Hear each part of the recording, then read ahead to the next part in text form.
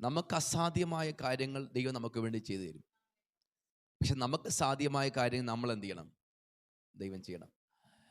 ആട്ടുകൊറ്റൻ താഴ്വാരത്തിൽ മേയുന്നതാണ്. ആട്ടുകൊറ്റന് മലയിൽ കയറാൻ പറ്റത്തില്ലെന്നാണ് ഭൂമിശാസ്ത്രപരമായിട്ട് പഠിച്ചിട്ടുള്ളവർ പറയുന്നത്. താഴ്വാരത്തിൽ മേയുന്ന ആട്ടുകൊറ്റന് മലയുടെ മുകളിൽ കയറാൻ പറ്റാത്തതുകൊണ്ട് ദൈവം എന്ത് ചെയ്തു? മലയുടെ മുകളിൽ അതിനെ കൊണ്ട് കൊടുത്തു. പക്ഷേ അബ്രഹാമിന് ഉത്തരവാദിത്വമാണ്. അബ്രഹാം എന്ത് ചെയ്യണം? അതിനെ അഴിച്ചെടുക്കണം. എന്ന് പറഞ്ഞ പോലെ നമ്മുടെ ഉത്തരവാദിത്വമുണ്ട്. പ്രാർത്ഥന കൊണ്ടും ഉപവാസം കൊണ്ടും ഒക്കെ ദൈവം ഒരുക്കി വെച്ചതിനെ കരസ്ഥമാക്കുക എന്നുള്ളത് നമ്മുടെ ഉത്തരവാദിത്വമാണ്. യെശയ്യാ മക്കളുടെ കൂടാരങ്ങളിൽ 2 മുഴ ഉയരത്തിൽ കാടപ്പക്ഷികളെ ദൈവം കൊണ്ട് നിർത്തി. എന്നാൽ പിന്നെ ബാക്കിയോട് കർത്താവ് ചെയ്തുകൂടെ അല്ലേ? അതിനെ തൂവലൊക്കെ പറിച്ച് കളഞ്ഞ് അതിനെ പാകമാക്കി അതിനെ ഫ്രഷാക്കി അവരുടെ കൈ കൊടുത്തൂടെ? പക്ഷെ ദൈവം പറഞ്ഞു, നിനക്ക് പിടിക്കത്തക്ക നിലയിൽ 2 മുഴ ഉയരത്തിൽ ഞാൻ നിർത്തിക്കൊള്ളാം, പക്ഷേ നീ കൈ നീട്ടി എന്ത് ചെയ്യണം? പ്രാപിക്കണം. ഇന്ന് പകലത്തെയും വചന ശുശ്രൂഷയിൽ മേൽ വൈകിട്ടത്തെ വചന ശുശ്രൂഷയൊക്കെ ആകട്ടെ, നാം കേൾക്കുമ്പോൾ നമുക്ക് വേണ്ടത് ദൈവം പൊഴിച്ചു തരും. രൂത്തിന് വേണ്ടത് ബോവസിൻ്റെ വയലുണ്ട്. പക്ഷേ രൂത്തിൻ്റെ ഉത്തരവാദിത്വമാണ് എന്ത്? പ്രൈസ് അതിനെ കെട്ടി ചുമന്നുകൊണ്ട് വീട്ടിൽ പോയി അതിനെ ഇടിച്ച് ആഹാരമാക്കി മാറ്റുകയാണ് യൂത്തിൻ്റെ ഉത്തരവാദിത്വം. അപ്പം നമുക്ക് അസാധ്യമായത് ദൈവം ചെയ്തു തരും. പക്ഷേ നമുക്ക് സാധ്യമാകുന്ന പ്രാർത്ഥിക്കാൻ പറ്റും, ഉപവസിക്കാൻ പറ്റും, ദൈവത്തെ കരയാൻ പറ്റും. നമുക്ക് സാധ്യമായി നാം ചെയ്യുമ്പോൾ അസാധ്യങ്ങൾ വെളിപ്പെടുവാടിയാകും. പത്രോസിന് വേണ്ടി ഒരു ദൂതൻ ഇറങ്ങിയാലേ കാരാഗ്രഹം തുറക്കപ്പെടത്തുള്ളൂ. കാരാഗ്രഹത്തിൻ്റെ വാതിൽ പത്രോസിന് വേണ്ടി ദൈവം തുറന്നു കൊടുത്തു. 1-ാം വാതിലും 2-ാം വാതിലും ഒക്കെ ആ പട്ടണത്തിൻ്റെ വാതിലും ഒക്കെ തുറന്നു കൊടുത്തു. പക്ഷേ പത്രോസ് ആ കാരാഗ്രഹത്തിന് വെളി വന്ന ശേഷം പ്രാർത്ഥിക്കുന്നൊരു സഭയുണ്ടായിരുന്നു. ആ പ്രാർത്ഥിക്കുന്ന സഭ അടുക്കെ ചെന്നപ്പോൾ ജനം പ്രാർത്ഥിച്ചുകൊണ്ടിരിക്കുകയാണ്. പത്രോസ് വെളിയിൽ നിന്ന് കേൾക്കാം. പത്രോസ് നോക്കുമ്പോൾ വാതിൽ അടഞ്ഞു കിടക്കുക. എന്നാൽ പത്രോസ് ദൈവമേ ദൂതനെ അയച്ച് എന്ത് ചെയ്യണം? 1-ാം വാതിലും 2-ാം വാതിലും തുറന്ന പോലെ ഈ വാതിലും തുറക്കാൻ പറഞ്ഞാൽ തുറക്കത്തില്ല. പത്രോസേ നീ മുട്ടണം. മുട്ടുമ്പോൾ അകത്തുനിന്നും രോധ വന്ന് വാതിൽ തുറന്നു തരും. പ്രൈസലോ. അപ്പോൾ നമ്മൾ ചെയ്യേണ്ടത് നാം ചെയ്യണം. അപ്പോൾ ദൈവം നമുക്ക് വേണ്ടി ചെയ്യും. പ്രാർത്ഥിക്കാൻ പറ്റുമ്പോൾ പ്രാർത്ഥിക്കുക, ഉപവസിക്കാൻ പറ്റും ഉപവസിക്കുക, ആരാധനയ്ക്ക് വരാൻ പറ്റും വരും. നാം ചെയ്യേണ്ടത് ചെയ്യുമ്പോൾ നമുക്ക് അസാധ്യമായ കാര്യങ്ങൾ ദൈവം ചെയ്യുവാനിടയാകും. ഇന്ന് പകലും പ്രാർത്ഥനയെക്കുറിച്ച് ചില കാര്യങ്ങളാണ് പറയാനായിട്ട് ആഗ്രഹിക്കുന്നത്. ദൈവം നമ്മളോട് സംസാരിക്കട്ടെ. പ്രാർത്ഥനയ്ക്ക് വലിയ ശക്തിയുണ്ട്. മനുഷ്യൻ നമുക്കറിയാം, ഈ പുഷ്പങ്ങളെ നോക്കുമ്പോൾ ഈ പുഷ്പങ്ങൾ അതിങ്ങനെ വിടർന്നു നിൽക്കുവാൻ മഞ്ഞുകണങ്ങൾ രാവിലെ അതിന്മേലേക്ക് വീണ് ആ പുഷ്പങ്ങൾ പുഷ്പിച്ചു നിൽക്കുന്ന പോലെ പ്രൈസലോ നമ്മുടെ ആത്മാവിന് പ്രാർത്ഥന അനിവാര്യമായ ഒന്നാണ്. Price the Lord. ഹല്ലേലൂയ. പുറമേയുള്ള ആ മനുഷ്യന് ആഹാരം ആവശ്യമിരിക്കുന്ന പോലെ ആത്മാവിന് പ്രാർത്ഥന ആവശ്യമാണ്, ഉപവാസം ആവശ്യമാണ്. അപ്പോൾ പ്രാർത്ഥന മനുഷ്യൻ്റെ ജീവിതത്തിൽ അത്യന്താവശ്യകരമായ ഒന്നാണ്. നാം പ്രാർത്ഥിക്കാൻ തയ്യാറാകുമ്പോൾ വളരെ നാളുകൊണ്ട് ചെയ്തെടുക്കേണ്ട കാര്യങ്ങൾ ചുരുങ്ങിയ സമയം കൊണ്ട് നമുക്ക് ചെയ്തെടുക്കുവാൻ എന്ത് ചെയ്യും? ദൈവം പ്രവർത്തിക്കും. 33 വയസ്സ് വരെ യേശു ഐഹിക ശുശ്രൂഷ ചെയ്തു. 33 വയസ്സ് വരെ യേശു ജീവിച്ചിരുന്നു. 3.5 വർഷമേ യേശു ശുശ്രൂഷിച്ചുള്ളൂ. പക്ഷേ ഒരു പുരുഷായുസ് കൊണ്ട് ഒരു മനുഷ്യന് ചെയ്തെടുക്കാൻ പറ്റാത്ത കാര്യങ്ങൾ 3.5 വർഷം കൊണ്ട് യേശുവിന് ചെയ്തെടുക്കാൻ പറ്റിയത് യേശു പ്രാർത്ഥിക്കാൻ മലയിൽ കയറി പോകുമായിരുന്നു. അതിരാവിലെ അവൻ പ്രാർത്ഥിക്കുമായിരുന്നു, രാത്രിയുടെ യാമങ്ങൾ പ്രാർത്ഥിക്കുമായിരുന്നു. കുഞ്ഞുങ്ങളൊക്കെ പറയട്ടെ, നിങ്ങൾക്ക് പ്രയാസമായ വിഷയങ്ങൾ, കഠിനമായ വിഷയങ്ങളൊക്കെ വരുമ്പോൾ എന്ത് ചെയ്യണം? ദൈവത്തെ പ്രാർത്ഥിക്കണം. ഹല്ലേലൂയ. കരഞ്ഞു പ്രാർത്ഥിക്കുമ്പോൾ ഹല്ലേലൂയ 3 മണിക്കൂർ കൊണ്ട് പഠിച്ചു കയറാത്തത് 1 മണിക്കൂർ നിങ്ങളുടെ തലയിൽ കയറ്റുവാൻ ദൈവത്തിന് കഴിയും. പ്രാർത്ഥനയ്ക്ക് അസാധ്യങ്ങളെ സാധ്യമാക്കാൻ പറ്റൂ. 3.5 വർഷം കൊണ്ട് വലിയ ശുശ്രൂഷ. യോഹന്നാൻ പറയുന്ന യേശു ചെയ്ത അത്ഭുതങ്ങൾ പുസ്തകങ്ങൾ എഴുതാൻ തുടങ്ങിയാൽ ആ പുസ്തകം പോലും ലോകത്തിൽ ഒതുങ്ങത്തില്ല. അത്രമാത്രം അത്ഭുതങ്ങൾ ചുരുങ്ങിയ സമയം കൊണ്ട് യേശുവിനെ ചെയ്യാൻ പറ്റിയത് യേശു പ്രാർത്ഥിക്കുന്ന മനുഷ്യനായതുകൊണ്ടാണെങ്കിൽ ഇന്ന് പകൽ ഈ രാത്രി ഇതിനകത്ത് പ്രാർത്ഥനാ മനുഷ്യൻ എഴുന്നേൽക്കണം. ഞാൻ ഇവിടെ ഇരുന്ന സമയത്ത് എൻ്റെ ഹൃദയത്തിൽ കൊണ്ട് വെളിപ്പാട് പുസ്തകം 5-ാം അധ്യായത്തിൽ 8-ാമത്തെ ഒരു വാക്യം കടന്നുപോയി. ഒന്ന് വായിക്കാം. വെളിപ്പാട് പുസ്തകം 5-ാം അധ്യായം അതിൻ്റെ 8-ാമത്തെ വാക്യം.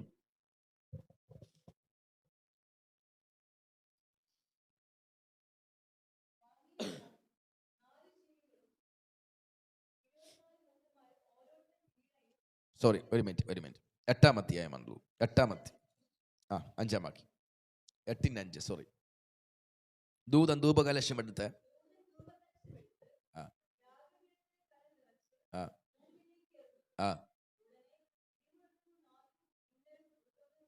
Price the Lord. ഇത് പ്രാർത്ഥന കാണിക്കുക. ദൂതൻ എന്ത് ചെയ്തു? ധൂപകലശത്തിനകത്ത് പ്രാർത്ഥനയ്ക്കകത്ത് എന്ത് ചെയ്യുന്നറിയാമോ? കനൽ നിറച്ചു. എന്ന് പറഞ്ഞാൽ പ്രാർത്ഥിക്കാൻ തയ്യാറാകുമ്പോൾ എന്ത് ചെയ്യുന്നറിയാമോ? അവൻ പ്രാർത്ഥിക്കുന്നതിനകത്ത് എന്ത് ചെയ്യുന്നറിയാമോ? അവനെ പ്രാർത്ഥനയെ ജ്വലിപ്പിക്കുന്ന, പ്രൈസലോ, അവനെ തീ കഷ്ണമാക്കി നിർത്തുന്ന ഒരു ജ്വലനം, ഒരു തീ അവനകത്ത് ദൈവം കൊണ്ടിടും. പ്രാർത്ഥിക്കുന്നവരെ കണ്ടാൽ അറിയാം, പ്രാർത്ഥിക്കുന്നവരുടെ പ്രാർത്ഥന കേൾക്കുമ്പോൾ അറിയാം, അവരുടെ ആരാധന കാണുമ്പോൾ അറിയാം, അവരുടെ സ്തോത്രം കാണുമ്പോൾ അറിയാം. അപ്പൊ പ്രാർത്ഥിക്കുന്നവന്റെ അകത്ത് എന്ത് ചെയ്യുന്നറിയാമോ? ദൈവം ദൂതം കൊണ്ട് കനൽ കൊണ്ടിടും. ഇന്ന് രാത്രി പ്രാർത്ഥിക്കാൻ നാം തയ്യാറായ നമ്മുടെ അകത്തൊരു തീയിടാൻ സ്വർഗം ആഗ്രഹിക്കുകയാണ്. തീയിട്ട ശേഷം എന്താ? കനൽ നിറച്ച ശേഷം എന്ത് ചെയ്തു? അത് ഭൂമിയിലേക്ക് എറിഞ്ഞു. അടുത്ത വാക്കിങ്ങനെ പറയുന്നു, ഇടിമുഴക്കവും നാദവും മിന്നലും ഭൂകമ്പവും ഉണ്ടായി. ഇതിനൊക്കെ അക്ഷരീയമായ ചില അർത്ഥങ്ങൾ വെളിപ്പാട് പുസ്തകത്തിൽ ഉണ്ടെങ്കിലും അതിന്റെ ആത്മീയാർത്ഥം ഒന്ന് രണ്ട് കാര്യം പറഞ്ഞോട്ടെ. ഇടിമുഴക്കം നമുക്കറിയാം, ശൗമേന്റെ പുസ്തകം വായിക്കുമ്പോൾ അറിയാം, ശത്രുവിന് നേരെ ദൈവം എന്ത് ചെയ്യുന്നറിയാം? ശത്രുവിനെ തോൽപ്പിക്കാൻ വേണ്ടി ദൈവം ഇടി അയച്ചു. അപ്പൊ ശത്രു നമ്മുടെ മുമ്പിൽ തോൽക്കുന്ന എപ്പോഴാ? പ്രാർത്ഥന.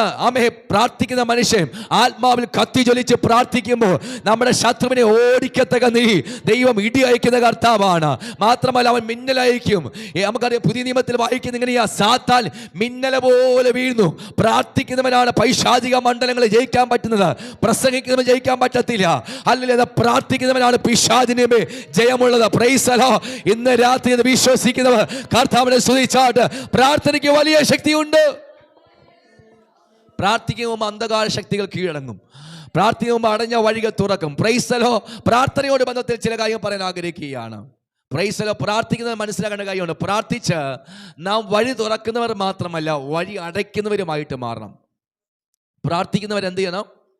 പ്രാർത്ഥിച്ച് വഴി തുറക്കുന്നവർ മാത്രമല്ല, വഴി അടയ്ക്കണം. ഏത് വഴി? നാം പ്രാർത്ഥിച്ച് തുറന്ന വിഷയങ്ങളുടെ മേൽ എന്ത് ചെയ്യുന്നറിയാം? ഞാനൊരു എൻ്റെ ഹൃദയത്തിൽ ഇന്ന് പറയാൻ തന്ന ചില ദൂതുകൾ, ഒരു ഓർഡറൊന്നും കാണത്തില്ല, പക്ഷേ എൻ്റെ ഹൃദയത്തിൽ ദൈവം ചില പ്രാർത്ഥനയെക്കുറിച്ച് പറഞ്ഞ ചില കാര്യങ്ങൾ ഞാനങ്ങനെ പറയുകയാണ്. ഒരു പ്രസംഗ വിഷയമായി, ഒരു പ്രസംഗത്തിൻ്റെ രീതിയിലല്ല എങ്കിലും ഇന്ന് രാത്രി ദൈവം നിങ്ങളോട് സംസാരിക്കട്ടെ. പ്രാർത്ഥിച്ച് നമുക്ക് വേണ്ടി ദൈവം തുറക്കുന്ന വഴികൾ, പ്രൈസ് ദി ലോർഡ്. ആ വഴിയിൽ കൂടി ശത്രു പ്രവേശിക്കാതെ വേണം എന്ത് ചെയ്യണം എന്നറിയാമോ? ആ വഴി നമ്മൾ എന്ത് ചെയ്യണം? അടയ്ക്കണം. ഇസ്രായേൽ മക്കൾ ചെങ്കട മുമ്പ് നിൽക്കുക. അവർ ചെങ്കട മുമ്പിൽ നിൽക്കുമ്പോൾ എന്ത് ചെയ്യുന്നറിയാമോ? ശത്രു അവരെ പിടിക്കാൻ വേണ്ടി വരിക.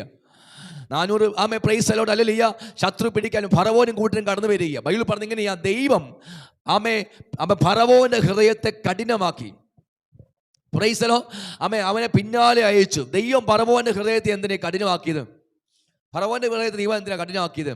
ഇസ്രായേൽ മക്കളെ ദൈവം പറഞ്ഞാണ് ഇസ്രായേൽ മക്കൾ എന്ത് ചെയ്തു? വാഗ്ദേശത്തേക്ക് പോകുന്നു. അങ്ങനെയാണെങ്കിൽ ഈ പിന്നാലെ ഫറവോനെ എന്തിനാ അയച്ചത്? നമുക്കറിയാം, ദൈവത്തിൻ്റെ ഉദ്ദേശം ഈ ചെങ്കടൽ ഇക്കരയ്ക്ക് നിൽക്കാനല്ല ഇസ്രായേൽ മക്കൾ, മറിച്ച് അക്കരയ്ക്ക് എന്ത് ചെയ്യണം? പോകണം. Price the Lord.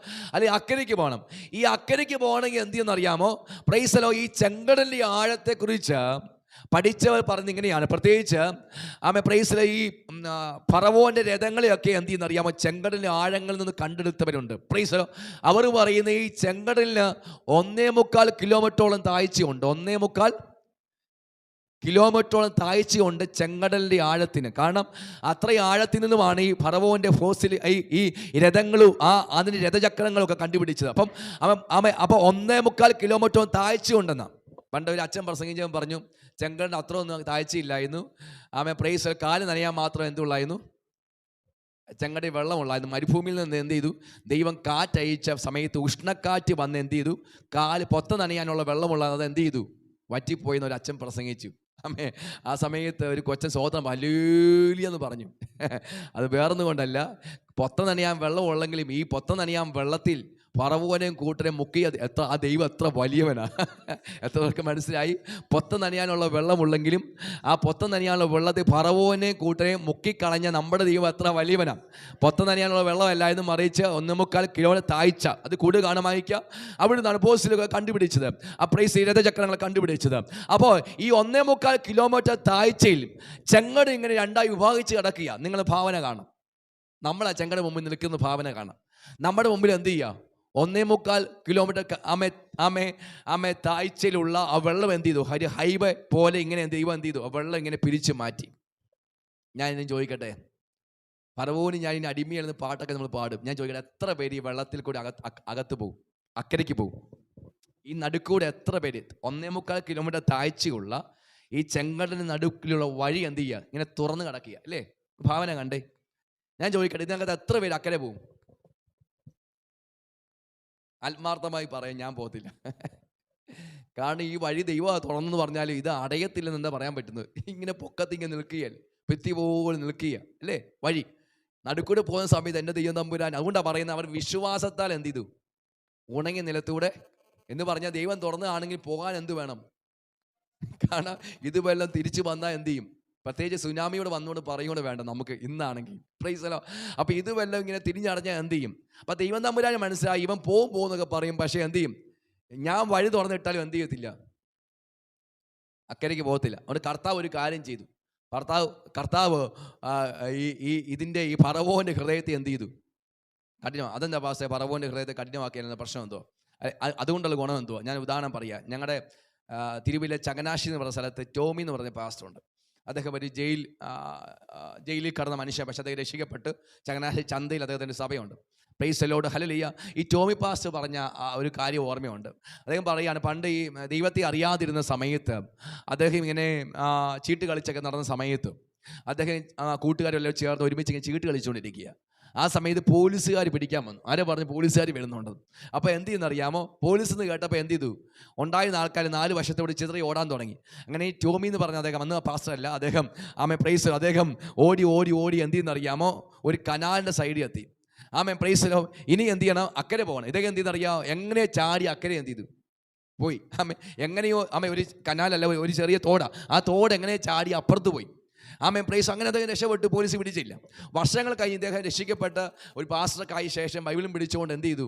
പഴയ പോയി ആ വഴി കൂടെ എന്ത് ചെയ്തു? ബൈബിളും പിടിച്ചുകൊണ്ട് പോയ സമയത്ത് ആ തോട് കണ്ട് എന്നോട് പറയാം, പാസ്റ്റർ ഇന്നാണ് ഞാൻ എന്ത് ചെയ്യത്തില്ല.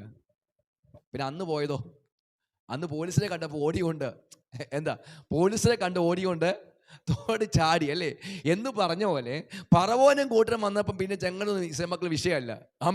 അവിടെ അടുത്ത് ചാടി. അപ്പോൾ ചിലപ്പോൾ പിശാചിനെ ദൈവം അനുവദിക്കും. എന്തിനാ? നമ്മളെ ഒന്ന് എരിവ് കൂട്ടാൻ വേണ്ടി. ചിലപ്പോൾ ശത്രുവിന് വിട്ടുകൊടുക്കും. ചില പോരാട്ടങ്ങളൊക്കെ ദൈവം അറിഞ്ഞുകൊണ്ട് തരുന്നത് എന്നറിയാമോ? ഇതുണ്ടെങ്കിലേ നമ്മൾ പ്രാർത്ഥിക്കത്തുള്ളൂ, ഇതുണ്ടെങ്കിൽ നമ്മൾ ഉപവസിക്കത്തുള്ളൂ, ഇതുണ്ടെങ്കിലേ എന്ത് ചെയ്യത്തുള്ളൂ? ദൈവമുഖത്തേക്ക് നോക്കത്തുള്ളൂ. ഇന്ന് രാവിലെ ഞാൻ പറഞ്ഞ പോലെ മനശ്ശെ എന്ന് പറയുന്നത് പേരുള്ള മനുഷ്യൻ, രാജാവാ, നല്ല പേരാ. കാരണം യോസഫ് തൻ്റെ 2 മക്കളിൽ ഒരാൾക്കിട്ട പേരാ. സങ്കടങ്ങളിൽ ദൈവം എന്നെ ഓർത്തു, എൻ്റെ സങ്കടങ്ങളെ മറക്കുമാറാക്കി എന്ന് പറഞ്ഞ് ദൈവം ഇട്ട പേരാ മനശ്ശെ. യോസഫ് ഇട്ട പേരാ. ആ പേരുള്ള മനശ്ശെ എന്ന് പറഞ്ഞ രാജാവ് ദൈവത്തെ മറന്നുപോയി. ദൈവം എന്ത് ചെയ്തു? അവനെ കൊളുത്തിട്ട് പിടിച്ചു. ആ കൊളുത്ത് വീണപ്പോഴാണ് അവൻ മുകളിലേക്ക് നോക്കിയത്. അപ്പം ചില പോരാട്ടങ്ങൾ വരുന്നത് സ്തോത്രം പറഞ്ഞോണം കാണാം, ഇതെൻ്റെ നന്മയ്ക്ക് വേണ്ടിയാണ്, എന്നെ അക്കരെ കൊണ്ട് എത്തിക്കാനാണ് തമ്പുരാന്റെ ഉദ്ദേശം. മിസ്രൈമിൽ കടന്ന് ഞാൻ കറങ്ങാനുള്ളവനല്ല. പ്രൈസ് ലോ, എന്നെ നിത്യത കൊണ്ട് എത്തിക്കാന്നുള്ള ദൈവത്തിന്റെ പദ്ധതി ആകൊണ്ട് ചിലപ്പോൾ ദൈവം അനുവദിച്ചു തരും. Praise Lord, praise Lord. വിശ്വസിക്കുന്ന കർത്താവ് സ്തുതിച്ചാട്ട്.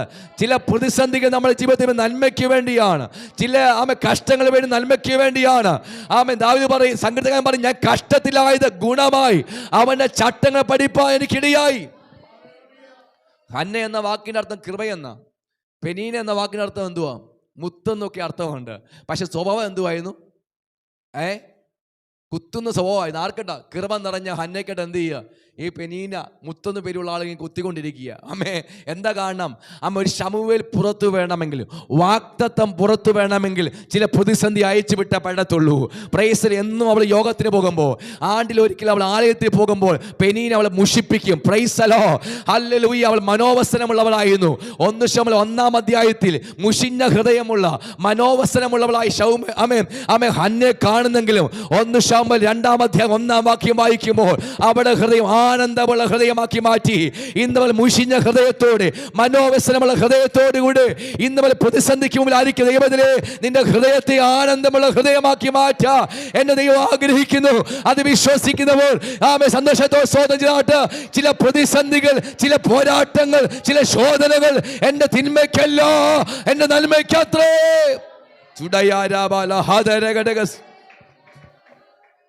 പ്രാർത്ഥന എന്ന് പറയുന്നത് പ്രൈസ്, നമുക്കറിയാം. ഞാൻ മുമ്പ് പറഞ്ഞ പോലെ ഹന്നയ്ക്ക് പ്രതിയോഗി ഉള്ളതുപോലെ നമുക്കും പ്രതിയോഗിയുണ്ട്. പ്രൈസിൽ അവൻ എന്ത് ചെയ്യുന്നറിയാമോ? നമുക്ക് ഇന്നലെ പല ക്രിയകളും ചെയ്യും. പക്ഷെ പിശാച് ക്രിയ ചെയ്യാൻ മാത്രമേ പറ്റത്തുള്ളൂ, പ്രതിക്രിയ ചെയ്യാൻ നമ്മുടെ കൂടെ ആരുണ്ട്? വിധവയ്ക്ക് ഒരു പ്രതിയോഗി ഉണ്ടായിരുന്നെങ്കിൽ അവൻ പല ക്രിയകളും ചെയ്തെങ്കിലും പ്രതിക്രിയ ചെയ്യാൻ വേണ്ടി ആമേ അവൾക്ക് വേണ്ടി ഒരു ന്യായാധിപൻ എഴുന്നേറ്റെങ്കിൽ നമുക്ക് വേണ്ടി ശത്രു എത്ര ക്രിയകൾ ചെയ്താലും നീതിയുള്ള ന്യായാധിപൻ നമുക്ക് വേണ്ടി പ്രതിക്രിയ ചെയ്യാൻ എഴുന്നേൽക്കുമെന്ന് വിശ്വസിക്കുന്നവർ hallelujah, praise the Lord. Hannah എന്തിനാ പ്രാർത്ഥിച്ചത്? കർത്താവേ, എൻ്റെ പ്രതിയോഗി എനിക്കുണ്ട്, അവളുടെ മുമ്പിൽ എനിക്കൊരു മാന്യത ആവശ്യമാണ്, അവിടെ മുമ്പ് എനിക്കൊന്ന് അഭിമാനത്തോടെ നടക്കണം, അവിടെ മുമ്പിൽ പ്രാർത്ഥിച്ച് എന്താ ഇതാ ഞാൻ പ്രാർത്ഥിച്ച് കിട്ടിയ കൊച്ചെന്ന് പറഞ്ഞ് ആമ പ്രൗഢി ഒന്ന് കാണിക്കണമെന്ന് അതിനു വേണ്ടിയല്ല ഹന്ന പ്രാർത്ഥിച്ച്. അതിനപ്പുറമായിട്ട് അവൾ നോക്കുമ്പോൾ വചനം ദുർലഭമാണ്, ദർശനമില്ല, ദൈവശബ്ദമില്ല, ആലയത്തിൽ തീ അണഞ്ഞുകൊണ്ടിരിക്കുക. അവൾ പറഞ്ഞു ഈ തീ അണയാതിരിക്കാൻ ഒരു ബാലൻ എനിക്ക് തന്നേ പറ്റത്തുള്ളൂ. അവരുടെ വിഷയം ഭൗതികമല്ല, അതിനപ്പുറമായിട്ട് ദൈവമേ ആലയത്തിൽ തീ അണഞ്ഞുകൊണ്ടിരിക്കുന്നു, ആലയത്തിന് മഹത്വം കുറഞ്ഞുകൊണ്ടിരിക്കുന്നു, ഇത് അണഞ്ഞു പോകാതിരിക്കുക ഒരു തലമുറ എനിക്ക് തരണമേ. ഇന്ന് രാത്രി പ്രാർത്ഥിക്കമാതാവേ, ഭൗതികത്തിക്കപ്പുറമായി കർത്താവേ, അല്ല ദൈവസഭയുടെ തീ അണഞ്ഞു പോകാതിരിക്കുക, അതിനെ ആമേ ഊതിക്കത്തിക്കുന്നു തലമുറ എന്റെ സഭയിൽ എഴുന്നേൽക്കണമേ.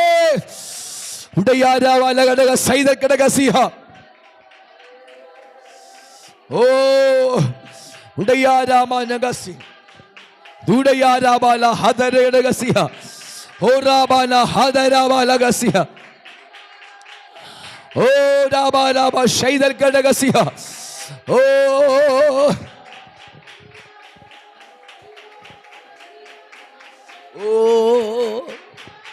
ഓ praise the Lord, praise the Lord.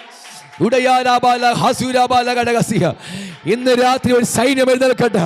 ഇതിനകത്ത് അഭിഷേകമുള്ള തലമുറകൾ എഴുന്നേറ്റ് വേട്ടെ, ദൈവകൃപയുള്ള തലമുറ എഴുന്നേറ്റ് വേട്ടെ.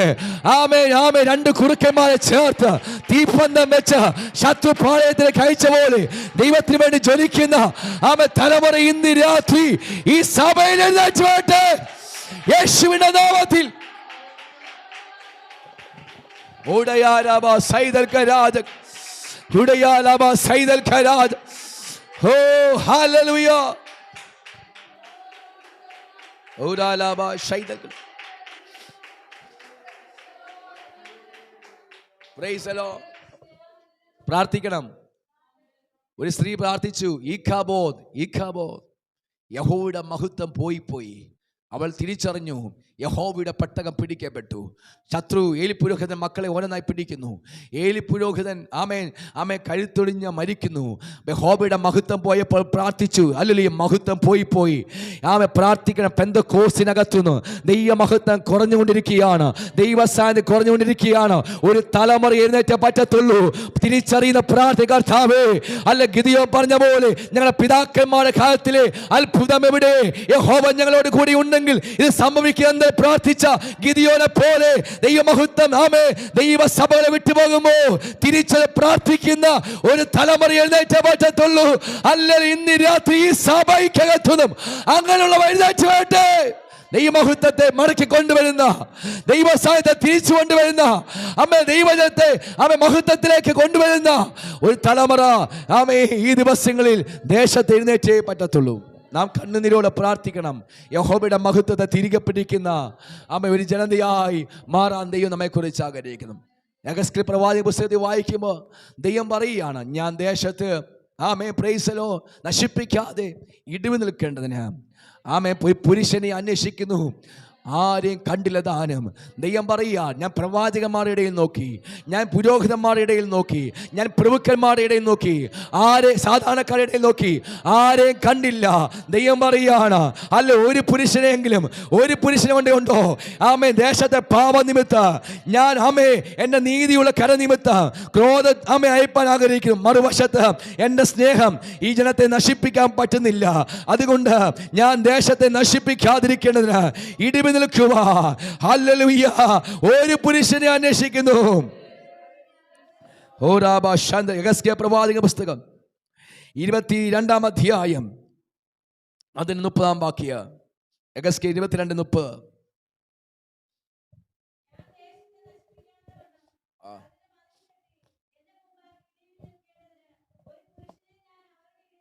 ഒത്തിരി പേര് തൊട്ട് പോലത്തെ വാക്യം വായിക്കുമ്പോൾ ഒത്തിരി പേരെ ദൈവം നോക്കി, അവരെല്ലാം അവിശ്വസ്തരായി. ദൈവം പറയും, ഒരാളെങ്കിലും ഉണ്ടോ? Price the Lord. ഹല്ലേലൂയ.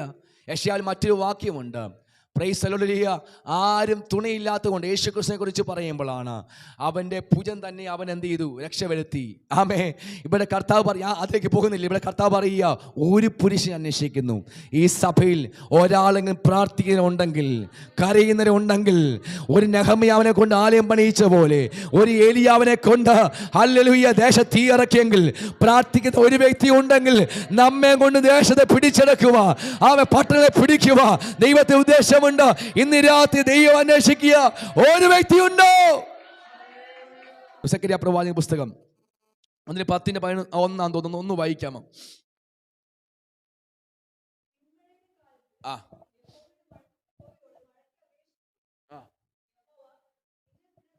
ആ വാക്യം നിങ്ങൾ ശ്രദ്ധിച്ച്. പിന്മഴയുടെ കാലത്ത് യഹോവയോട്, അതെന്താ പിന്മഴയുടെ കാലമല്ലേ, അങ്ങ് പെയ്തോളൂല്ലോ അല്ലേ?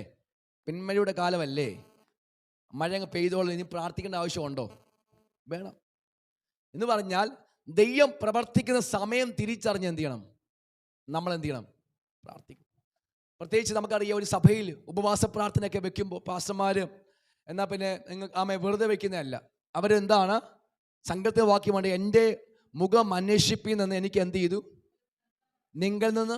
അപ്പം ചില സമയത്ത് പ്രാർത്ഥിച്ചുകൊണ്ടിരിക്കുമ്പോൾ പാസ്റ്റർക്ക് തോന്നും, ഹല്ലേലൂയ, ദൈവസഭയ്ക്കകത്ത് കുടുംബങ്ങൾക്കകത്ത് പ്രാർത്ഥനയുടെ ആവശ്യമാവുണ്ട്, സഭ എന്ത് ചെയ്യും? നമുക്ക് ഒരുമിച്ച് പ്രാർത്ഥിക്കാം. അപ്പോൾ ദൈവാസം വെറുതെ പറയുന്നതല്ല പ്രാർത്ഥിക്കാൻ, ദൈവത്തിൻ്റെ സമയം അറിഞ്ഞു പറയുന്ന. ചില പ്രതിസന്ധി വരുമ്പോൾ അവർ പ്രാർത്ഥിക്കുമ്പോൾ ദൈവം കാണുമ്പോൾ ഉപവസിക്കാൻ നിയോഗം കൊടുക്കും, ഉപവസിക്കുന്നു. മാത്രമല്ല ചില പ്രാർത്ഥനയുടെ മറുപടിയുടെ സമയം തിരിച്ചറിയുമ്പോൾ, അല്ലേ, ദൈവം പ്രവർത്തിക്കുന്ന പ്രാർത്ഥനയുടെ സമയം തിരിച്ചറിയുമ്പോൾ ഇത് നമ്മുടെ അകത്തറിയാം. ഞാൻ എപ്പോഴും പറയാനുള്ള കാര്യമുണ്ട്, ഈ ചൂണ്ടയിടുന്ന എത്ര വേണ്ട? ചൂണ്ടയിട്ടിട്ടുള്ള എൻ്റെ വീടിൻ്റെ തിരുവല്ല, ഞാൻ സ്വദേശിയാണ്. എൻ്റെ വീടിൻ്റെ ഫ്രണ്ടിൽ ഒരു കനാല, ഒത്തിരി മത്സ്യങ്ങൾ ഞാൻ പിടിച്ചിട്ടുണ്ട്. എന്നാൽ വലിയ എക്സ്പേർട്ടൊന്നുമല്ല, എന്നാലും പിടിച്ചിട്ടുണ്ട്. അപ്പോൾ ഈ മത്സ്യത്തെ പിടിക്കുമ്പോൾ 2 നിലയിലുള്ള ചൂണ്ടയിട്ടാണ് പിടിക്കുന്നത്. ഇന്ന് അതിൻ്റെ ഒത്തിരി വലിയ വേർഷനൊക്കെ പുതിയ ഇറങ്ങിയിട്ടുണ്ട്. പണ്ട് പ്രൈസ് ഒന്ന് നമ്മുടെ ഒരു കമ്പുണ്ട് പ്രൈസ്. ആ കമ്പിനകത്ത് നൂല് അല്പം ചെറിയ നീളത്തിൽ നൂലുണ്ടാക്കിയിട്ട് ചൂണ്ടയിട്ട് പിടിക്കും പ്രൈസ്. മറ്റൊന്ന് ഏറ് ചൂണ്ടാന്ന് പറയും. ഏറ് ചൂണ്ട പ്രൈസിലോ വലിയ നീളം കാണും. ഇപ്പം പിന്നെ അത് നിങ്ങൾ കാണാം, ഇപ്പം ഫേസ്ബുക്കൊക്കെ കാണിങ്ങനെ എന്ത് കറക്കി. അതുപോലെ പണ്ട് അതില്ലായിരുന്നുള്ളൂ. ഏറ് ചൂണ്ട നീളത്തിലുള്ള കുറേ നൂല്, അതിനറ്റത്തൊരു ചൂണ്ടയിട്ട് എന്ത് ചെയ്യാം? വെള്ളത്തിലേക്ക് വലിച്ചെറിയും, നീളത്തിൽ കടക്കുക. അപ്പോൾ ഈ നീളത്തിൽ കിടക്കുന്ന നമുക്കറിയത്തില്ല, മത്സ്യം ഈ മത്സ്യം വന്ന് ഈ ചൂണ്ട കൊത്തുന്ന സമയത്ത് മത്സ്യത്തെ കാണാൻ പറ്റുന്നില്ലെങ്കിലും ചൂണ്ടയിടുന്നവൻ അറിയാം എന്താ മീൻ കൊത്തുന്നുണ്ടോ ഇല്ലെന്ന് അറിയാൻ പറ്റും. അതെന്താ? അവനറിയാം ആഴത്തിൽ എവിടെയോ ചലനം നടക്കുന്നുണ്ട്. നാം പ്രാർത്ഥിക്കുന്നവരാണെങ്കിൽ പ്രാർത്ഥിക്കുന്നതിനറിയാം ദൈവപ്രവൃത്തിയുടെ സമയമായെന്ന്, ദൈവം എൻ്റെ ജീവിതത്തിൽ പ്രവർത്തിക്കേണ്ട സമയമായെന്ന് ദൈവാത്മാ നമ്മുടെ ഉള്ളിൽ ഇങ്ങനെ പറഞ്ഞുകൊണ്ടിരിക്കുക. എത്ര പേർക്ക് അനുഭവം ഉണ്ടെന്ന് എനിക്കറിയത്തില്ല. എനിക്ക് പലപ്പോൾ അനുഭവം, കർത്താവ് പ്രവർത്തിക്കേണ്ട സമയമാകുമ്പോൾ ആത്മാവ് ഇങ്ങനെ നിയോഗം തരുന്നത് എൻ്റെ സമയമാണ്. ഈ സമയത്ത് എന്ത് ചെയ്യണം? കൂടുതൽ സമയം എന്ത് ചെയ്യണം? ഇവിടെ ഇതാ പറയുന്നത്, പിന്മഴയുടെ കാലത്ത് എന്ന് പറഞ്ഞാൽ ദൈവത്തിന് മഴ പെയ്ക്കേണ്ട സമയമാകുമ്പോൾ ആ സമയത്ത് പ്രാർത്ഥിക്കാൻ എന്ന് പറഞ്ഞാൽ ഒരു ദൈവപ്രവൃത്തിയുടെ സമയം നാം തിരിച്ചറിഞ്ഞ് പ്രാർത്ഥിക്കണം. Price the Lord. ദൈവപ്രവൃത്തിയുടെ സമയം നമ്മുടെ അകത്ത് അറിയാം, ഇത് ദൈവത്തിന് പ്രവർത്തിപ്പാനുള്ള നിമിഷമാണ്. ആ സമയം തിരിച്ചറിയുമ്പോൾ എന്ത് ചെയ്യണം? നാം പ്രാർത്ഥനയിൽ വീണ്ടും സമയം ചെലവഴിക്കണം. ഈ ഉണർവ് നടന്നിട്ടുള്ള സ്ഥലങ്ങളെക്കുറിച്ചൊക്കെ പഠിച്ചാൽ അറിയാം. ആ സമയത്ത് എന്ത് ചെയ്യും? ആളുകളൊക്കെ എന്ത് ചെയ്യും? ഒരേ സമയത്ത് എന്ത് ചെയ്യും? പല സ്ഥലങ്ങളിൽ ആൾക്കാർ ഇരുന്നിട്ട് പ്രാർത്ഥിക്കും. ഉണർവിനെ കുറിച്ച് പഠിച്ചിട്ടുള്ള ദൈവാസന്മാരൊക്കെ പറയുന്നത് പ്രൈസ് വലിയ ഉണർവ് സഭകൾക്കൊക്കെ തയ്ച്ചു.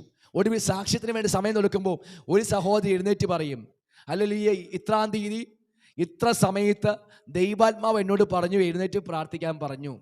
അപ്പോൾ ആ സഹോദരി സാക്ഷി പറയുമ്പോൾ അപ്പുറത്തിരിക്കുന്ന സഹോദരി ആത്മാവിലാകുക. കാരണം എന്തുവാ? അതേ സമയത്ത് ആ സഹോദരിയോട് ദൈവാത്മാവ് പറഞ്ഞു നീ എന്നിട്ട് പ്രാർത്ഥിക്കാൻ. അപ്പോൾ അപ്പുറത്തിരിക്കുന്ന അച്ചായൻ എന്ത് ചെയ്യുക? ആത്മാവിലോ കാണുമെന്തോ ഇദ്ദേഹത്തോടും പറഞ്ഞു ആ സമയത്ത്. എന്ന് പറഞ്ഞാൽ ഒരു ദൈവപ്രവർത്തിയ സമയമായപ്പോൾ എവിടെ ഉണർവുണ്ടായിട്ടുണ്ടോ ആ സമയത്ത് എന്ത് ചെയ്തു? ദൈവം അനേകരെ ഒരേ സമയത്ത് എഴുന്നേറ്റ് പ്രാർത്ഥിപ്പിച്ചു. അപ്പോൾ പിന്മയുടെ സമയത്ത് പ്രാർത്ഥിപ്പിച്ചെങ്കിൽ ഇത് ദൈവത്തെ പ്രവർത്തിപ്പാനുള്ള സമയമാണ്.